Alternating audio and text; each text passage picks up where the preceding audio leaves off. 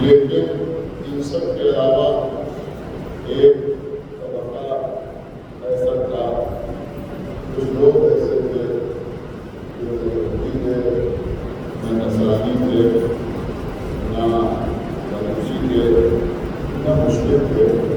بلکہ جو لوگ اہل حنیف ہیں یا انہیں حنیف کہا جاتا ہے، یہ بات یہاں پر لفظ آ جائے کہ احناف کہا جاتا ہے۔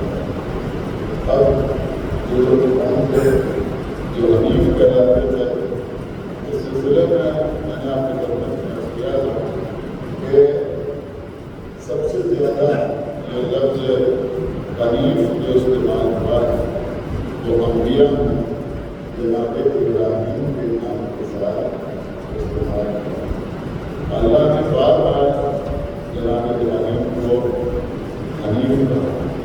میں سمجھتا ہوں کہ کل کے سے اگر آپ کا ذہن ہوگی تو حنیف کے معنی بھی جو ہم نے بیان کیے تھے وہ بچوں کو بیان ضرور حنیف کا مطلب ہے انحراف کرنے والا، الگ رہنے والا، کترا کو چلنے والا، دور رہنے والا اور توجہ اظہار براءت کرنے والا، باطل سے تبرع کرنے والا۔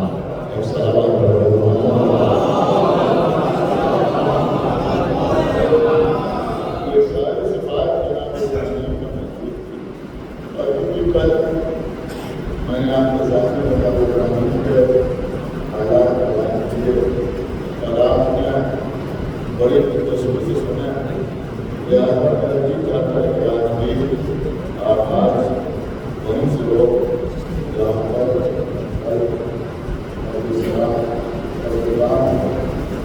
میں نے عرض کیا تھا کہ جناب ابراہیم کی زندگی کے بہت سے واقعات ہیں جن کو اللہ نے قرآن میں نقل کیا ہے، جن کا تذکرہ اللہ نے اپنی کتاب میں کیا ہے۔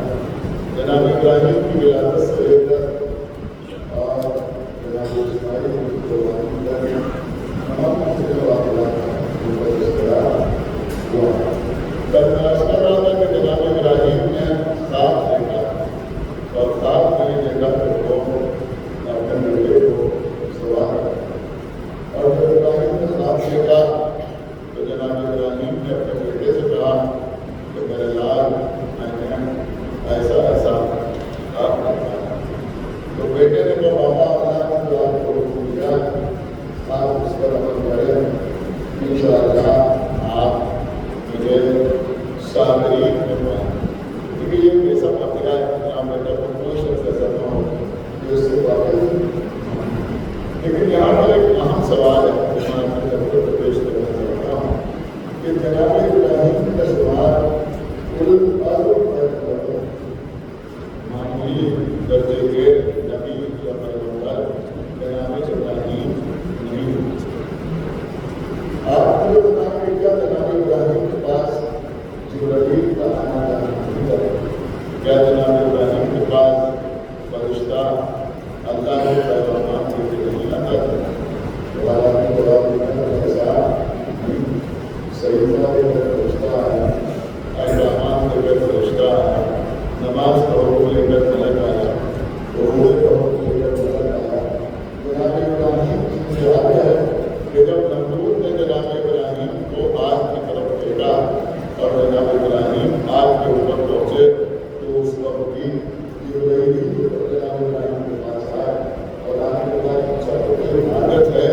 تو جناب ابراہیم نے یہ نہیں کہا کہ کوئی حاجت نہیں، بلکہ جناب ابراہیم نے فرمایا کہ حاجت ہے مگر اس سے ہے اس سے بیان کرنے کی ضرورت ہے۔ بہت توجہ کے ساتھ سنیں، دیکھیے اگر جناب ابراہیم نے کہہ دیتے کہ حاجت نہیں ہے تو لوگ کہتے کہ جناب ابراہیم آگ کے اوپر سے کتنی زبردست آگ تھی، گرمی کا احساس ہو رہا تھا۔ ظاہر سی بات ہے کہ جب آدمی پریشان ہوتا ہے، اختلاطی کیفیت ہوتی ہے تو کہنا کچھ آتا ہے، زبان سے کچھ اور ہوتا ہے۔ آپ پریشان آج پسینے میں ڈوبے ہوئے آپ کے گھر آئے، آپ نے پوچھا مولانا پانی پیجیے گا؟ ہم کہنا چاہتے تھے کہ ہم پیئیں گے، لیکن ہماری زبان سے نکل جائے ایسا اکثر ہوتا ہے۔ اور اگر جناب ابراہیم کہتے تھے کہ نہیں حاجت نہیں ہے تو لوگ کہتے کہ کہنا چاہتے تھے ہاں، مگر آگ کی گرمی کی وجہ سے، شدت کی وجہ سے، پریشانی کی وجہ سے ابراہیم نے کہہ دیا نہیں، لہٰذا ابراہیم نے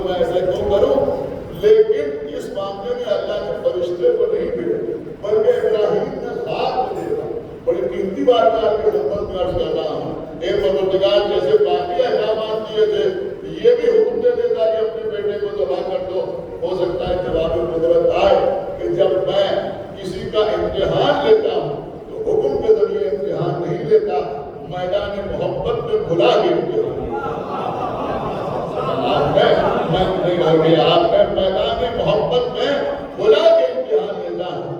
اب جو بہت کم عقل کے یا بے عقل قسم کے لوگ اعتراض کرتے ہیں کہ اللہ نے جس طرح سے قرآن میں نماز کا حکم دیا، روزے کا حکم دیا، حج کا حکم دیا، زکوٰۃ کا حکم دیا، اگر ایسے ہی اللہ ماتم کا حکم دے دیتا، اگر ایسے ہی اللہ عزاداری کا حکم دے دیتا تو سارے مسلمان جیسے نماز پڑھتے ہیں ویسے ہی عزاداری کر رہے ہوتے، ویسے ہی ماتم کر رہے ہوتے. لیکن سمجھ میں آتا ہے کہ اللہ دلوں کا امتحان دیتا ہے تو حکم کے ذریعے نہیں بلکہ میدان محبت میں خدا کے امتحان دیتا ہے. اگر اللہ نماز روزے کی طرح سید نماز کرتا، اگر اللہ نماز روزے کی طرح عزاداری کا حکم بھی دے دیتا تو سارے مسلمان ماتم تو کر رہے ہوتے جیسے آج نماز پڑھ رہے ہیں، لیکن یہ نہ معلوم ہوتا کہ کس کے دل میں حسین ہے اور کس کے دل میں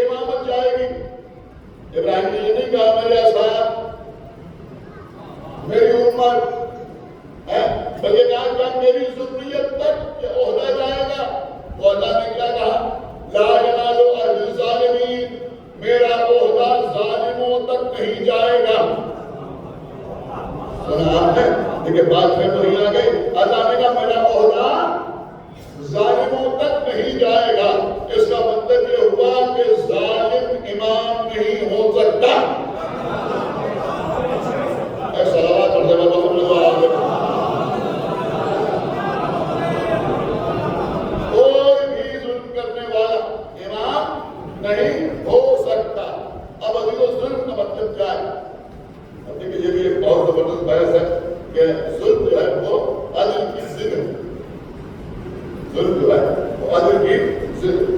یہ بحث تھوڑی سی ادب ہے، اس وقت ہم اس کو ترک کرتے ہیں. ظلم کے معنی آپ کیا سمجھتے ہیں؟ کسی نے کسی کو قتل کر دیا تو ظالم، کسی نے کسی کا گھر لوٹ لیا وہ ظالم مظالم، کسی نے کسی کا حق غصب کر لیا وہ ظالم. انتہا یہ ہے کہ کسی نے بے وجہ بے سبب کسی کو نقصان کا تماچا مار دیا وہ ظالم. اور ظاہر بات ہے کہ ظلم کے بھی اسٹیجز ہیں. سارے ظالم برابر تو نہیں ہے نا. کسی نے کسی کو گالی دے دی یہ بھی ظلم ہے، کسی نے کسی کو ہاتھ مار دیا یہ بھی ظلم ہے، کسی نے کسی کے ہاتھ کو باہر کر دیا تلوار سے یہ بھی ظلم ہے، کسی نے کسی کو ڈانٹا مار دیا یہ بھی ظلم ہے، کسی نے کسی کو زخمی کر دیا یہ بھی ظلم ہے، لیکن کسی نے کسی کو قتل کر دیا یہ ظلم اور بڑا ظلم. لیکن اب ذرا قرآن سے پوچھئے کہ سب سے بڑا ظلم کیا ہے؟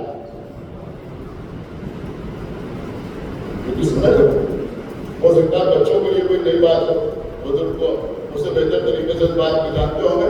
اس لیے بزرگ علماء یہ پڑھا میں آپ کی خدمت کر سکتا ہوں اور دیکھیں میں پوری دیانتداری کے ساتھ پڑھتا ہوں. ایک دیگر میں نے بتایا بزرگ علماء سے جب ہم نے اپنے دفتر میں سنا وہ ہم آپ کو سنا ہے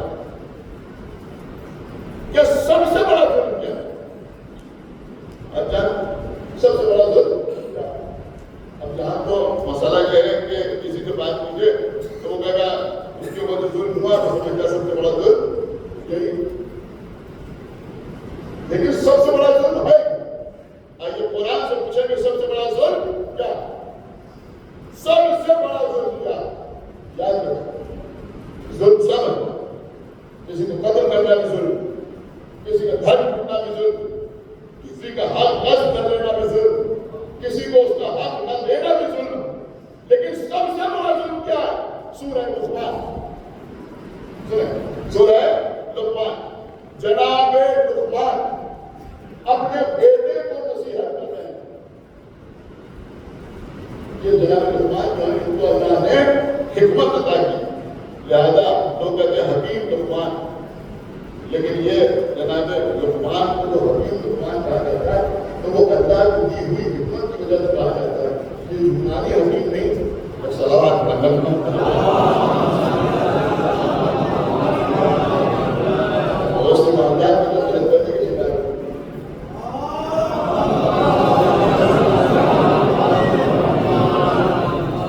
یعنی ان کو اللہ نے فہم و فرادت کی دولت عطا کی. یہ لیکن آگے لقمان. اب جناب لقمان جو ہے سورہ لقمان پڑھی. دیکھیے اگر آپ قرآن پڑھنا شروع کرتے ہیں تو آپ یقین مانیں کہ بہت سے معاملات جو ہے وقت پر اشکار ہوتے جائیں گے. اور بھائی میں ہاتھ جوڑ کے آپ کی خدمت میں عرض کر رہا ہوں، بزرگوں کی تو زندگی گزر گئی، یہاں بچے بیٹھے ہوئے ہیں. میں ان کی خدمت میں عرض کر رہا ہوں کہ قومیات سے زیادہ دینیات میں دل لگائیے. ایک صلوات پڑھنا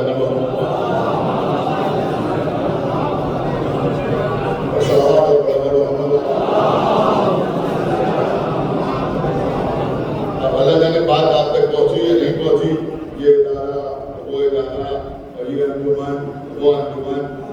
صلوات پڑھنا محمد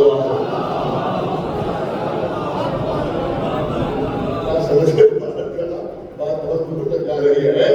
تو یہاں یہ عہدہ مل جائے، وہاں وہ منصب مل جائے، یہاں یہ پورٹ فولیو مل جائے، یہاں ہم سامنے آ جائیں. ارے بھائی کیا میں آپ کی خدمت میں عرض کروں تو تھوڑا سا دینیات کی طرف رجوع کیجیے اور پڑھیے. بہت توجہ یعنی کوشش کیجیے کہ قرآن پڑھیے، قرآن کا جو ترجمہ ہے اس کو پڑھیے. اور دیکھیے اسلام جو ہے وہ موٹیویشنل مذہب ہے.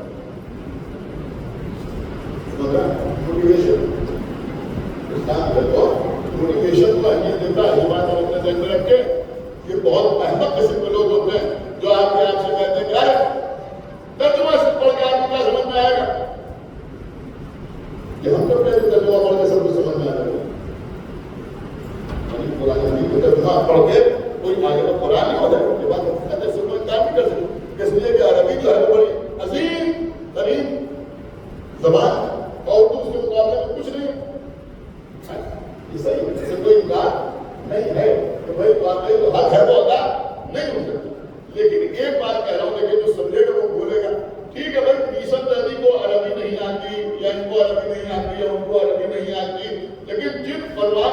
آپ نے قرآن کا ترجمہ کیا ہے ان کو تو آتی تھی. ایک سوال پڑھا تو آپ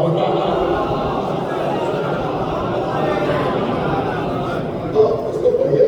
میں یہ نہیں کہوں گا آپ عالم قرآن ہو جائیں گے، لیکن کچھ تو معنی سے قریب ہوگا نا، کچھ شناسائی ہوگی یا نہیں ہوگی.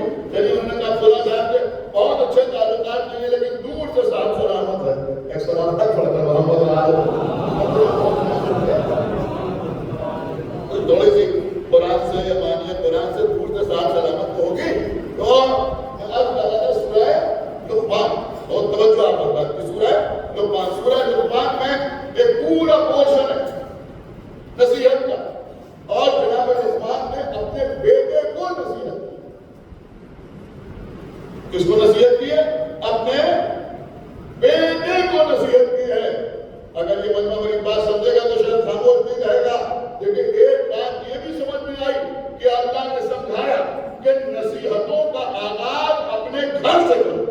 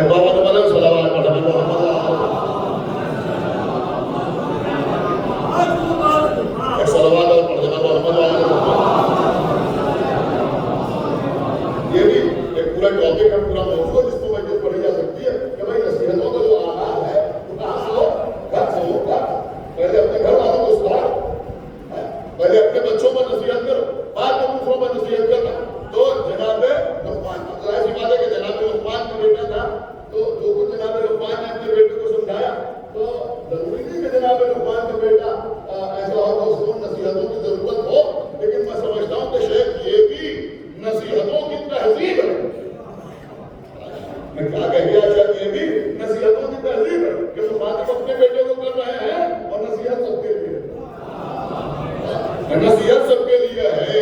اگر آپ اسی لائن کو سوچتے ہوئے آگے بڑھیں تو آپ کی سمجھ میں آئے گا کہ جیسے جناب لقمان مخاطب اپنے بیٹے کو کر رہے ہیں، نصیحت سب کو کر رہے ہیں، ایسے ہی آئے بلد میں اللہ مخاطب اپنے حبیب کو کر رہا ہے، نصیحت سارے مسلمان کو کر رہا ہے. صلوات محمد یہ جو رسول سے کہا جا رہا ہے نا، یا ایھا الرسول بلغ ما انزل الیک من ربک وان لم تفعل فما بلغت رسالتہ واللہ یعصمک من الناس. کہ پہنچا دیجیے وہ پیغام جو آپ پر آپ کے رب کی جانب سے نازل کیا جا چکا. اگر آپ نے نہ پہنچایا تو گویا آپ نے کار رسالت انجام نہیں دیا. اللہ جانتا ہے کہ میرا حبیب ضرور پہنچائے، لیکن اپنے حبیب کو مخاطب کر کے اللہ بتا رہا ہے کہ دیکھو جب ولایت کے معاملے میں ہم نے اپنے حبیب سے تیور بدل لیے. صلوات علی محمد.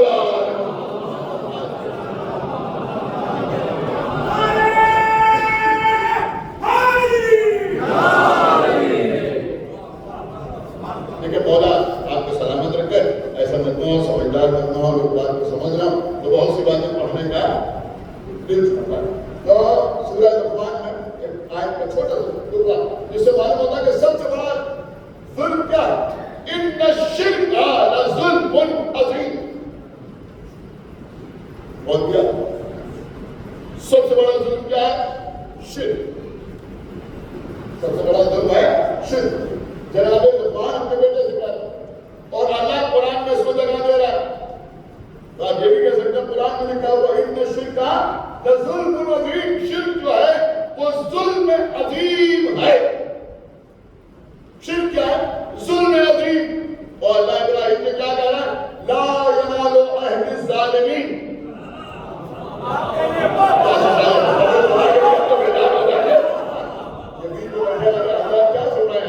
اللہ جناب ابراہیم سے کہہ رہا لا ینال عہد الظالمین.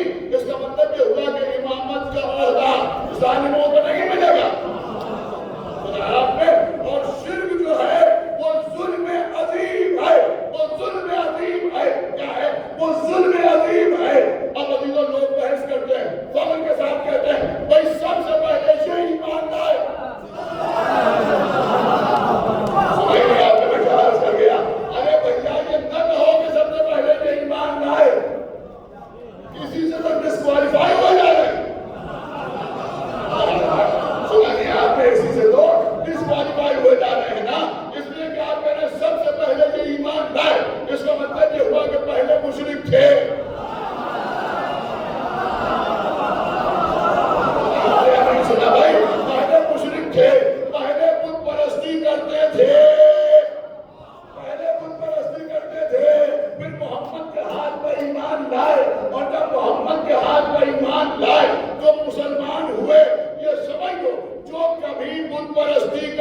ہو، جو زندگی کے کسی گوشے میں مشرک رہ چکا ہو، وہ صحابی ہو سکتا ہے، وہ مہاجر ہو سکتا ہے، وہ انصار میں شامل ہو سکتا ہے، جملہ عرض کرا وہ شاعر غال ہو سکتا ہے، مگر امام نہیں ہو سکتا۔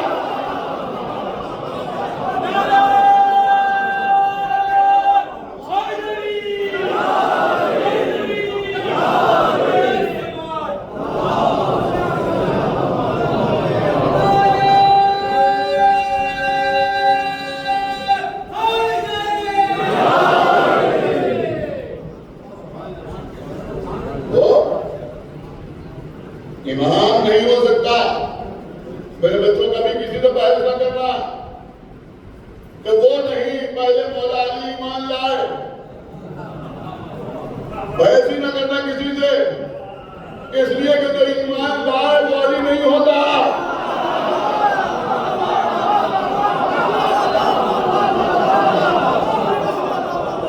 جو ایمان لائے وہ علی نہیں ہوتا، جو ایمان لائے وہ علی نہیں ہوتا۔ ارے بھیا علی پر ایمان لایا جاتا ہے۔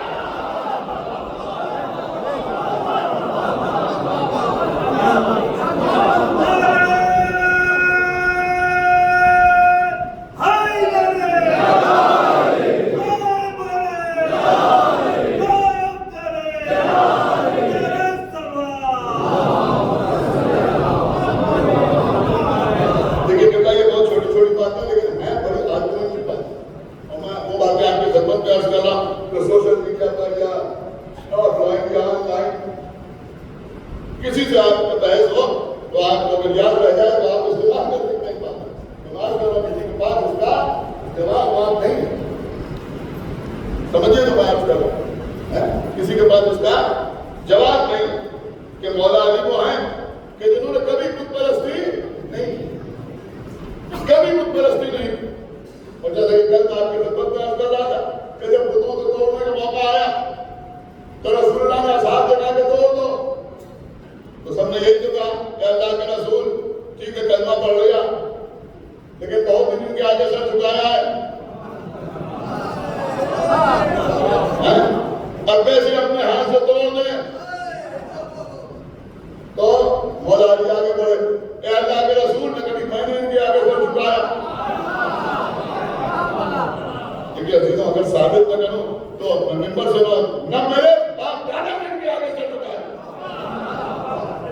دنیا ہمیں بتائے کہ جو اہل حدیث تھے وہ کون تھے؟ کون تھے وہ جو حنیف کہلاتے تھے؟ ہم بتاتے تمہیں وہ تھے جناب ہاشم، وہ تھے جناب عبد المطلب، وہ تھے جناب عبداللہ، وہ تھے جناب حمزہ، وہ تھے جناب ابو طالب۔ یہ وہ لوگ تھے جو حنیف کہلاتے تھے۔ بہت غور سے سنیے گا، لوگ ہم سے کہتے ہیں رسول اللہ پر جب وحی نازل ہوئی تو رسول غار حرا میں تھے جب جبرائیل آئے۔ ہمیں صرف اتنا بتا دو کہ رسول غار حرا میں کیوں؟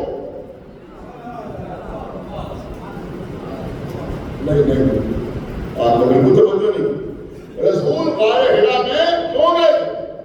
ارے بھیا پڑھو تاریخ، وہی لوگ جو حنیف کہلاتے تھے، سمجھ رہے ہیں، وہ کچھ خاص دنوں میں غار حرا میں جاتے تھے، اعتکاف کے عالم میں رہتے تھے، کچھ دن کے بعد باہر نکلتے تھے۔ اسی کے تحت رسول اللہ بھی غار حرا میں تھے۔ کیا سن رہے ہیں؟ غار حرا میں تھے، اور جب رسول غار حرا میں تھے تو غار حرا میں اکیلے نہیں تھے، بلکہ رسول کے ساتھ ابو طالب کا بیٹا بھی موجود تھا۔ ابو طالب کا بیٹا بھی موجود تھا۔ جملہ عرض کر رہا ہوں، اب آپ غار ثور میں رونے والا یاد رہتا ہے، غار حرا میں رسول کے ساتھ ہونے والا یاد نہیں رہتا۔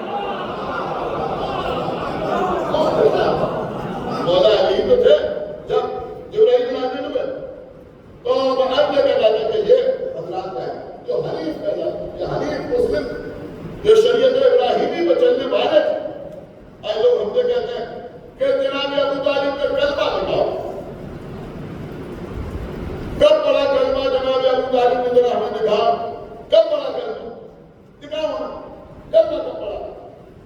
ایک ہی جملہ کہتا ہوں بالکل الگ ہٹ کے، شاید اس وقت سے کبھی آپ نے سوچا نہ ہو. کبھی اگر کوئی آپ سے کہیں کہ آپ ہمیں ابو طالب کا کلمہ دکھائیے تو اسے کہیے تم ہمیں ابو طالب کی بت پرستی دکھاؤ. تو آپ نے بہت ہلکے انداز میں شاید سمجھے گا. ایسا سوالات پڑھ کر بہت پڑھوا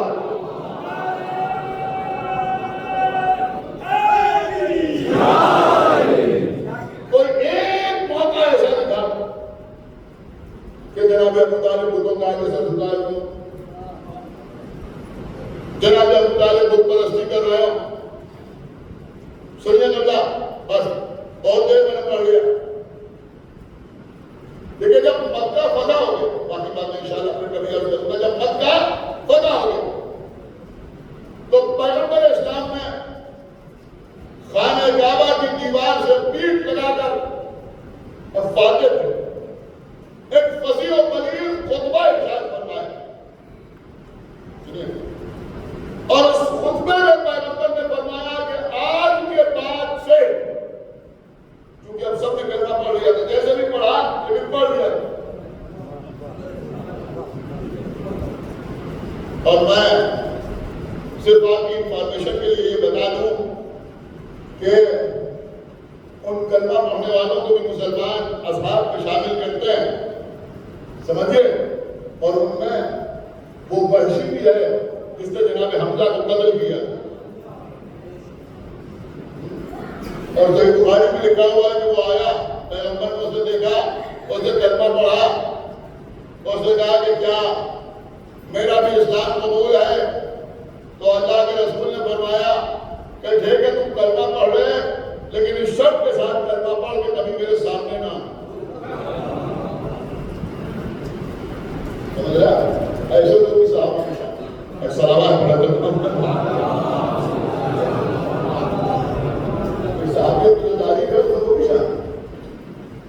جس نے پیغمبر اسلام کا کلیجہ چبایا وہ ہندا، وہ بھی صحابیات میں شامل.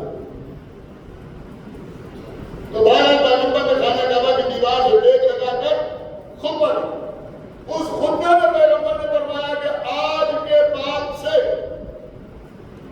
کوئی اپنے مشرک باپ دادا پر فخر نہ کرے.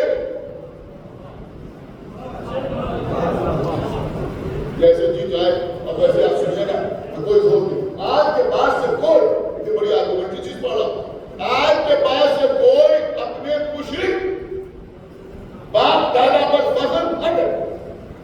مسئلہ یہ تھا کہ مسلمان تو ہو رہے لیکن اس کے بعد بھی کہتے ہیں ہمارے دادا یہ تھے، ہمارے پردادا یہ تھے، ہمارے سکر دادا یہ تھے، ان کے بعد اتنی زمینیں تھیں اور اتنے اونٹ تھے اور یہ تھا وہ تھا، تو ان کو فخر کرتے. پیغمبر نے کہا آج کے بعد سے کون اپنے مشرک باپ دادا پر فخر نہ کرے.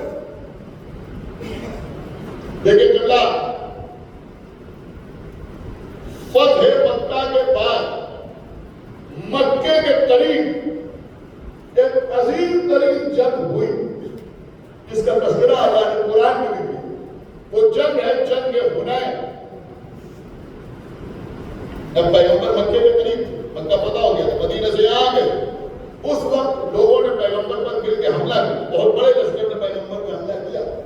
جنگ حنین میں نے لکھنؤ میں پڑھی، مجھے یاد نہیں کہ میں نے یہاں پڑھی کبھی یا نہیں پڑھی، لیکن بڑی تفصیلات اور بڑی زبردست جنگ ہے جنگ حنین. اس میں پیغمبر اسلام کے ساتھ تقریباً 12 یا 16 ہزار آدمی تھے. اور لوگوں نے لکھا ہے کہ جس میں 10 ہزار جو تھے وہ صحابی تھے اور 2000 یا 6000 ملاقات تھے جو پیغمبر کے ساتھ، یعنی وہی لوگ جنہوں نے مکے میں فتح مکہ کے بعد پیغمبر پڑھ دیا. اور اسے قتل کر. اب جب جنگ حنین ہوئی، تو جنگ حنین میں بھی لوگوں نے وہی کارنامہ دکھایا جو جنگ احد میں دکھایا. اب اس سے زیادہ تہذیب سے کیا پڑھا جا سکتا ہے؟ ایک سلام تک پڑھا کریں. سب فرار کر گئے، سب کے ساتھ فرار کر. دیکھیے آپ ماشاءاللہ سورہ یاسین پڑھتے ہیں. سورہ یاسین میں اللہ نے کہا کہ ہم نے رسول کو شاعر نہیں بنایا، ہم نے رسول کو شاعر نہیں بنایا۔ آپ مجھے بتائیں، جس اللہ نے سارے علوم پیغمبر کو عطا کیے، اس نے پیغمبر کو شاعر کرنے کے لیے کسی کالج سے، کسی اسکول سے، کسی یونیورسٹی سے ڈگری حاصل کرنے کی ضرورت نہیں۔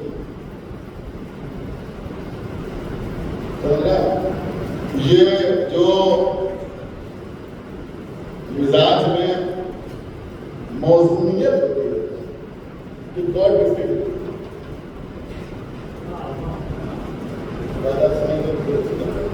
یہ گاڈ گفٹڈ ہوتی ہے۔ اگر آپ شاعر نہیں ہیں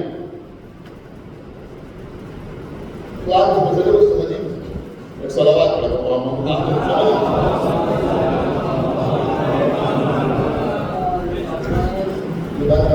ذہن میں رکھیں کہ اگر ذہن میں موضوعیت کچھ باتیں اگر ہم آدمی زیادہ تو اپنے بچوں سے کر لیں کہ بہت اچھی بات ہے، آپ مجلس دعائے کے سلام پڑھیں، نوحہ پڑھیں، شعر پڑھیں۔ سب سے پہلی بات تو یہ ہے کہ اگر کسی اور کا کلام پڑھیں تو یہ کہہ کے نہ پڑھیں کہ یہ ہمارا کلام۔ صلوات کرو۔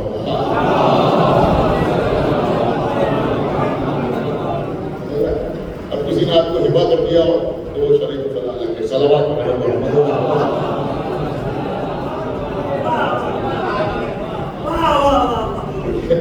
میرے خیال میں بات جن تک بڑھ گئی، لیکن اب میں سوچ رہا ہوں پڑھی صلوات پڑھ رہا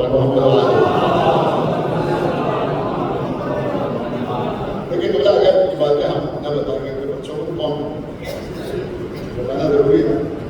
تو موضوعیت جو ہے بالکل آپ اردو میں پی ایچ ڈی کریں، لیکن اگر موضوعیت نہیں ہے تو شعر کہنا آپ کو بس کسی کو شاعر بنایا نہیں جا سکتا، بنایا نہیں جا سکتا۔ ہاں اگر کسی کے مزاج میں موضوعیت ہے تو اسے سنبھالا جا سکتا۔ ایک صلوات پڑھ دینا تو ہم ایک صلوات پڑھ دینا تو ہم بات یقیناً میں سمجھ رہا ہوں کہ موضوع سے تھوڑا سا بات الگ ہٹ گئی ہے، لیکن ہے موضوعی میں کہ جناب کمید اسدی نوجوان شاعر، بہترین شاعر کون؟ کمید اسدی۔ بچے سنیں گے، بہترین شاعر ہے کمید اسدی۔ امام محمد باقر علیہ السلام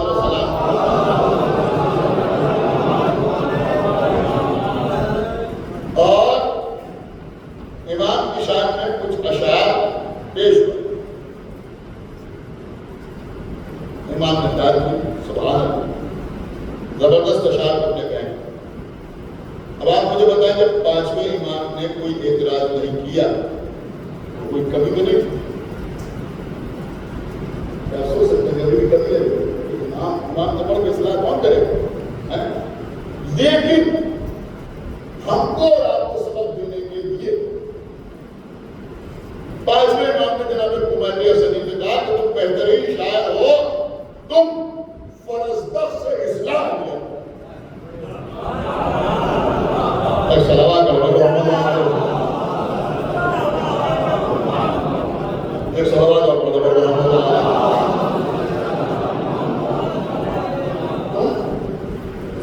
فرزدق سے اصلاح اس کے لیے کرو فرزدق سے، تو نہ وہ سینئر شاعر وہ بزرگ شاعر ہے، ان سے اصلاح لیا کرو۔ امام نے یہ کیوں نہیں کہا کہ ہم سے اصلاح لیا کرو؟ اگر امام یہ کہتے تو لوگ کہتے ہیں امام کہاں ہے، وہ تو سامنے آئے نہیں، اس لیے امام نے فرمایا تم فرزدق سے اصلاح لیا کرو۔ اب یہ جناب قمید اسدی جناب فرزدق کے پاس پہنچے، اور جب جناب فرزدق کے پاس پہنچے اور ان کو اپنا کلام دکھایا تو جناب فرزدق، دیکھیے یہ بات میں اکثر کہتا رہتا ہوں کہ جو بچے ہیں ان کو بڑوں کی رسپیکٹ کرنا چاہیے، اور جو بزرگ ہیں انہیں بچوں کو ایکسپٹ کرنا چاہیے، سمجھیے تبھی کاروان جو ہے وہ آگے بڑھے، ورنہ آگے نہ بڑھتا۔ تو جناب فرزدق نے جناب قمید کے شیخ سے کہا کہ تم اس وقت بہترین سے کہنے والے، یعنی اپنے ہوتے ہوئے جناب قمید سے کہا کہ فرزدق جانتے ہیں آپ کون ہیں؟ یہ وہ ہیں جنہوں نے امام زین العابدین علیہ السلام کے لیے فی البدیع قصیدہ کہا، تاریخ میں موجود ہے، مطلب نہیں کر سکتے فی البدیع قصیدہ۔ فی البدیع کا مطلب کیا ہوتا ہے کہ پہلے سے نہیں، بس کہتے رہتے تھے اور سناتے رہتے۔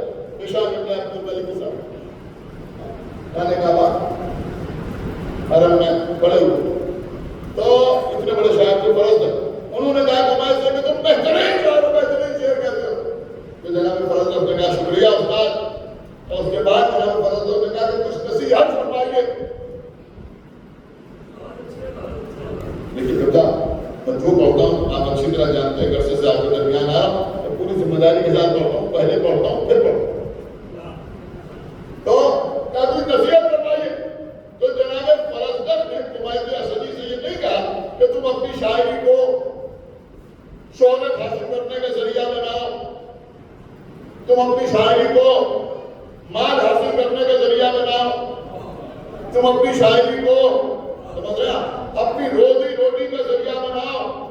اب جس کے دل میں جتنی نفرت دشمنان آل محمد سے ہے وہ ویسے ہی کاٹ دے گا۔ فرزدق نے قمید اسدی سے کہا کہ تم اپنے اشعار کو دشمنان آل محمد کی رسوائی کا ذریعہ بناؤ۔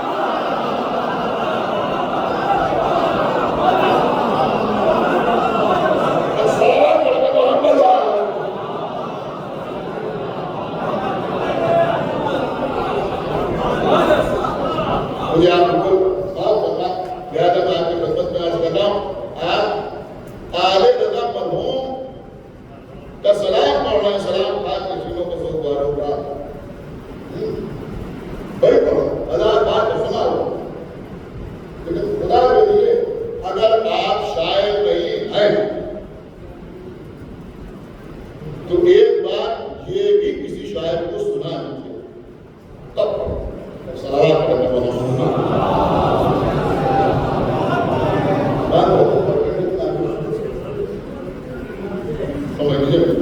اور میں تو یاد ہے کہ آپ کی خدمت میں عرض کروں گا، آپ کسی کا دعا پڑھیں، کسی کا سلام پڑھیں، انتہا یہ ہے کہ جوش میں آ کے اگر مجلس میں شعر بھی پڑھا تو وہ بھی پہلے کسی شاعر کو سنا۔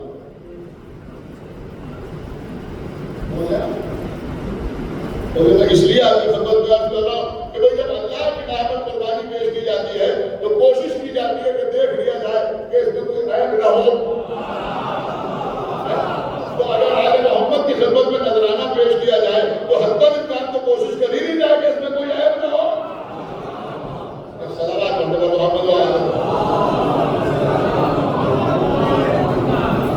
بات آپ سے بہت رہی ہے، صلوات اور پڑھنے پر محمد و آل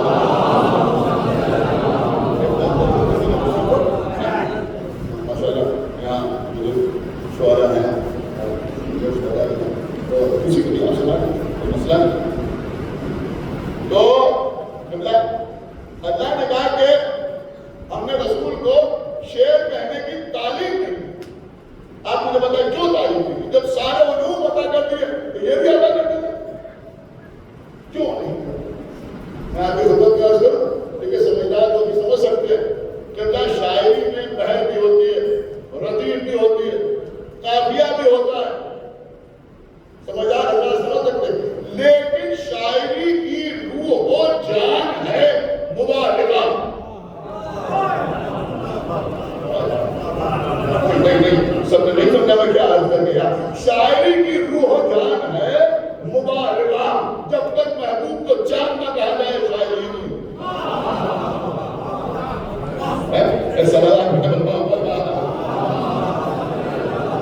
شاعری کی روح جو ہے شاعری کی وہ ہے مبالغہ،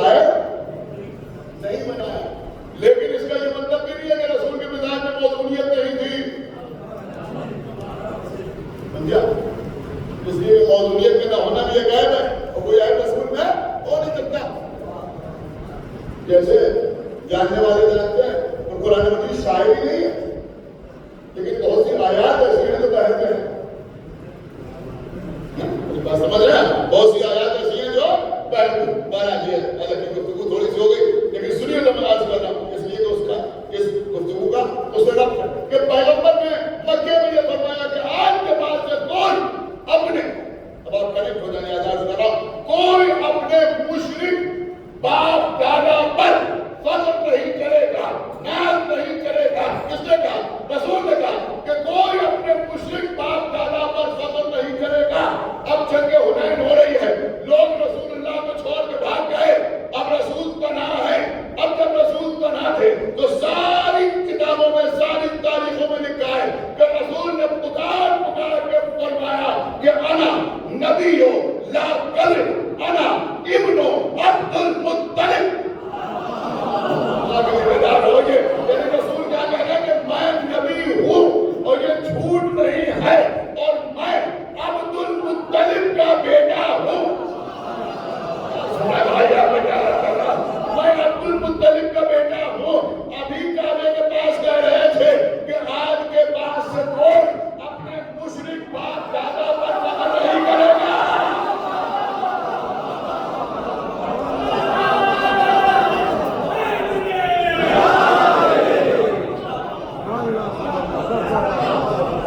صلوات پڑھنے والوں محمد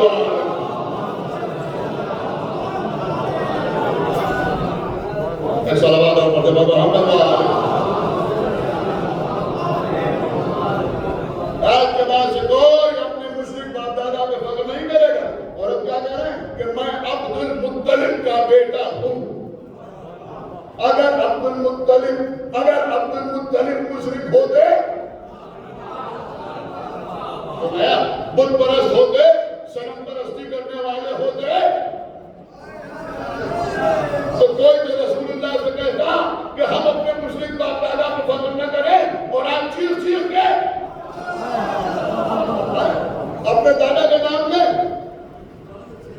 اور یہ بھی حقیقت ہے کہ ہم یہ نہیں کہہ سکتے کہ پیغمبر نے شعر کہا، لیکن یہ جو دو سینٹنس ہیں، انا نبی لا کذب، انا ابن عبد المطلب، یہ دونوں وزن ہیں۔ ایک صلوات پڑھا محمد عبد، یعنی میں احتیاط سے کہہ رہا ہوں کہ اگر رسول کا کلام نہ ہوتا تو ہم کہہ سکتے تھے کہ یہ دونوں مصرے ہیں۔ ایک صلوات پڑھا محمد عبد۔ بس بات تمام۔ لیکن اگر یہ شعر کہنا یا شعر کوئی معیوب چیز ہوتی تو پھر نہج البلاغہ ہوتی، مولا علی کا دیوان نہ ہو، ایمان نہ ہو، امام حسن کے کہے ہوئے شعر نہ ہو، امام حسین کے اشعار نہ ہو۔ بس میں نے مجلس کا تباہ کیا، کیونکہ بات آئی نہیں ہے تو بات کی درس کروں تو بچے بیٹھے ہیں، میں ان کی کلاس سمجھنا چاہتا ہوں۔ کیونکہ اگر آپ بزرگ شعراء کا کلام پڑھیں تو جب انہوں نے قصیدے کہے، منقبتیں کہے، تو اس کی زبان بڑی معیاری ادبی ہے، سمجھ رہے ہیں؟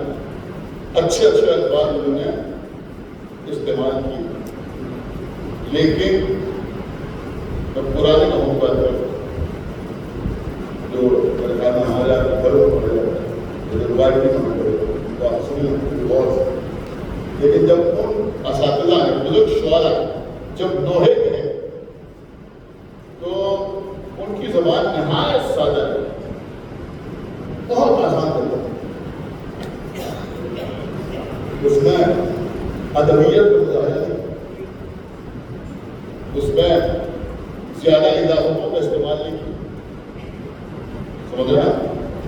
اس میں زیادہ رعایتیں نہیں کرتے، پھر سیدھے سیدھے مصرے کیفیتیں رکھتے۔ کیوں؟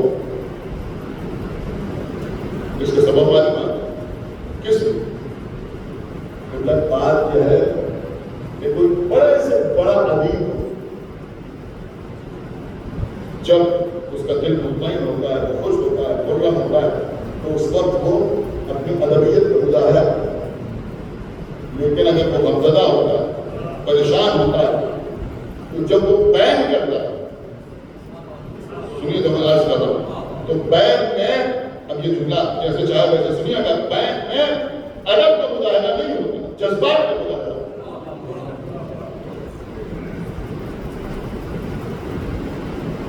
کیونکہ یہ چیزیں مسائل کو سنتے ہیں، لیکن میں فضیلت کے طور پر آپ کی خدمت کو پیش کر رہا ہوں. ہمارے سہن قربان آج بہت صلاحیت کربلا میں امام حسین پر سخت ترین بخشیا. شاید پرسوں مسجد میں اس میں آپ کی خدمت کر چکا ہوں کہ امام حسین 6 مہینے کے بچے کو آغوش میں لیے ہوئے، آگے بڑھنا ہے پیچھے ہٹنا ہے. چاہے آپ رو کے سنیے تو چاہے داد دے کے سنیے، آپ کا اختیار ہے. آگے بڑھنا ہے پیچھے ہٹنا ہے. 2 جملے آپ سنتے ہیں. جب آگے بڑھنا ہے تو کیا کہتے ہیں؟ اِنَّا لِلَّهِ وَإِنَّا إِلَيْهِ رَاجِعُونَ. پیچھے ہٹنے تو کیا کہتے ہیں؟ رَضًا بِقَضَائِهِ وَتَسْلِيمًا لِأَمْرِهِ. شاید ہمارے بہت سے بچوں کو پتہ نہ ہو کہ اس میں اِنَّا لِلَّهِ وَإِنَّا إِلَيْهِ رَاجِعُونَ یہ قرآن کی آیت، یہ اللہ کے کلام سورہ بقرہ.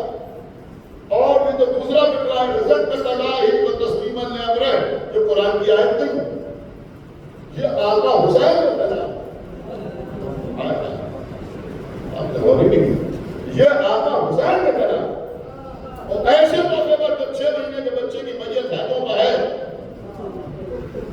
جہاں ایک عام انسان سے ادب کا مظاہرہ ناممکن ہے،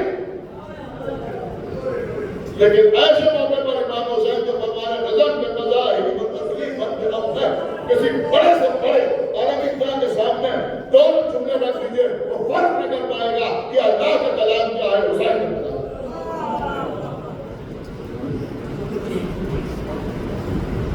جیسے اِنَّا لِلَّهِ وَإِنَّا إِلَيْهِ رَاجِعُونَ، ایسے لگتا ہے کہ رضا بِقَضَائِهِ وَتَسْلِيمًا.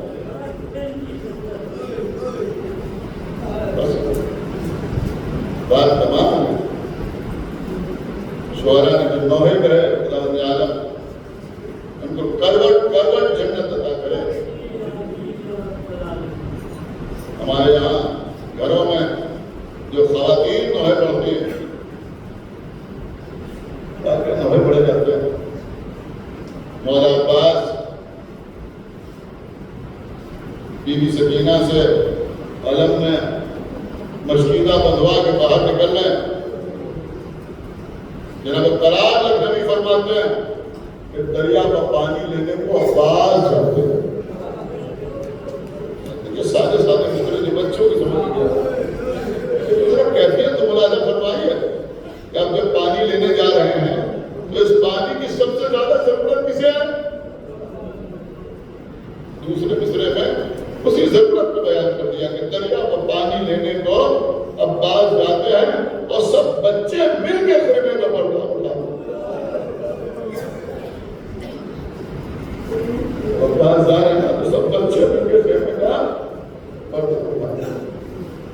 خدا کسی میں نہ لائے سوائے ہمیں سرکار سید الشہداء. ہماری جان قربان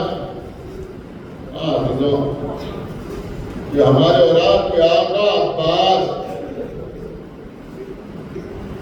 میں نے میت شروع کی تھی جناب ابراہیم اور جناب اسماعیل کی تذکرے سے، لیکن جب جناب اسماعیل 13 سال کے ہو گئے تب ابراہیم نے خواب میں دیکھا کہ میں اپنے بیٹے کو ذبح کر سکتا. جناب ابراہیم نے دعا کی کہ رب ہب لی من الصالحین، اور خدا مجھے ایک بیٹا عطا کر. دعا کے ذریعے اسماعیل ملے، لیکن جب 13 سال کے ہو گئے تب خواب دیکھا. جب خواب دیکھا تب ان کو قربان کرنے کے لیے لے کے آئے. 13 سال تک ذہن میں نہیں تھا کہ اس بچے کی گردن میں چھری بھی چلائے.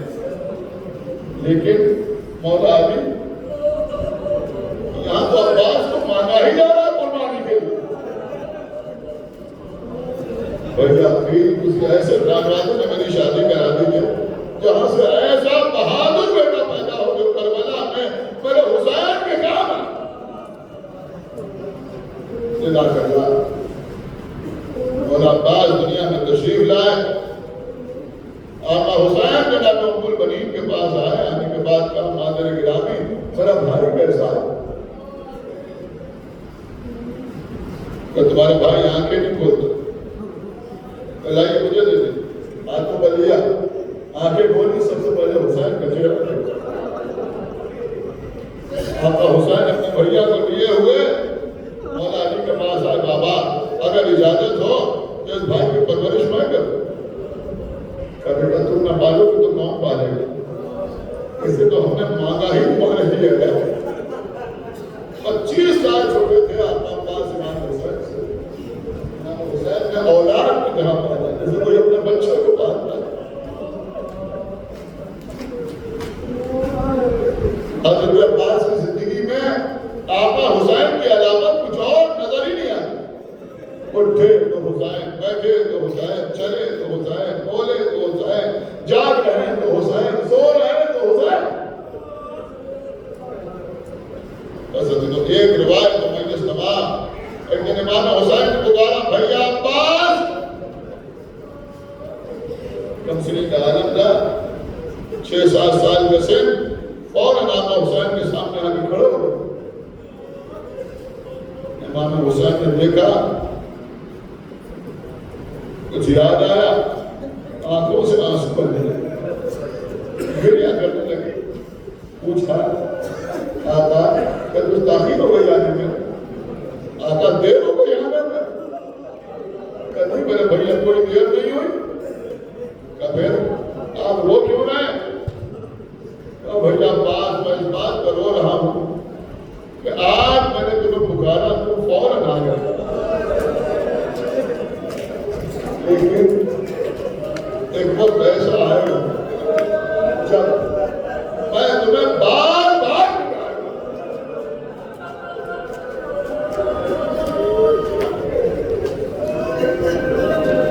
پسندیدہ کمزوری تھی. یہ نہیں پوچھا کہ آقا وہ وقت کب آئے گا. اپنے حجرے میں آئے, آنسو بہانے لگے. ایسا بھی ہو سکتا ہے کہ آقا پکارے بنا. کیسے ہو سکتا ہے؟ پھر ذہن میں خیال آئے کہیں ایسا نہ ہو کہ میں سو جاؤں. اور آقا حسین مجھے پکار رہے. لہذا آقا عباس نے سونا چھوڑ دیا. ایک رات گزری نہیں سو, دوسری رات گزری نہیں سو, تیسری رات گزری نہیں سو, کئی راتیں گزر گئی. آقا عباس نہیں سو. چاہنے والی بہنوں میں کلثوم نے دیکھا, کچھ احساس ہوا کہ شاید میرا بھیا سو نہیں رہا. اب آپ جانتے ہیں بہنوں سے زیادہ بھائی سے محبت کون کر سکتا ہے. اور پھر بڑی بہنیں اور چھوٹا بھائی کتنی محبت ہوتی ہے. جناب ام کلثوم نے شہزادی زینب سے کہا کہ ہمیں ایسا محسوس ہو رہا ہے. شہزادی زینب آقا حسین کے پاس آئی. بھیا حسین میرا عباس کئی راتوں سے سو رہا تھا. اب بلاؤ میرے بھائی کو. اب حسین بیچ میں بیٹھے, ایک جانب جناب زینب بیٹھی ہے, دوسری جانب جناب ام کلثوم بیٹھی ہے. آقا عباس کو بلایا گیا. کمسنی کا عالم ہے, سامنے آ کے کھڑے ہوئے, لیکن نگاہیں حسین کے قدموں پر ہیں, سر جھکا ہوا ہے. کہ بھیا عباس ذرا سر اٹھاؤ. میں نے سکھائی ہی نہیں کہ آپ کے آگے سر اٹھا کے بات کریں. کہ بھیا ایسا ہمارا حکم کر دو, سر اٹھاؤ. آقا عباس نے سر اٹھایا. ابھی تو چاہنے والے حسین نے کیا دیکھا کہ آنکھیں سرخ ہو رہی, چہرے کا رنگ زرد ہو رہا, آنکھوں میں ہردے بڑے ہوئے. کہ بھیا عباس تمہاری یہ دونوں بہنیں مجھے بتا رہی ہیں کہ تم کئی راتوں سے سوئے نہیں ہو. کہ آقا شہزادیاں سچ فرما رہی ہیں, ہم کئی راتوں سے نہیں سوئے. کہ بھیا عباس کیا بات ہے, کوئی پریشانی ہے؟ کیوں نہیں سوئے کئی راتوں سے؟ کوئی پریشانی ہو گئی؟